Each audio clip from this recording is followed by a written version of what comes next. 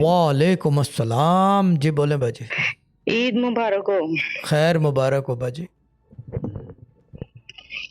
शाह साहब जी, मैं तो इस ग्रुप में आके बड़ी खुश हूँ।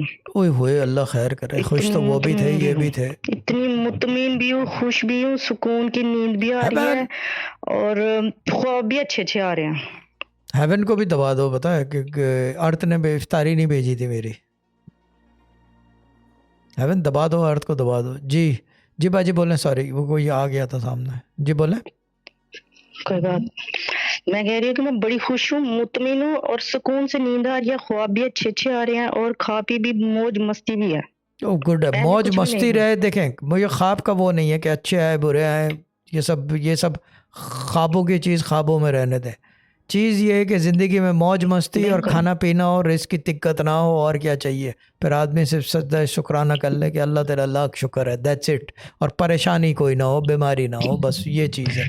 मेरे लिए इतना ही काफ़ी।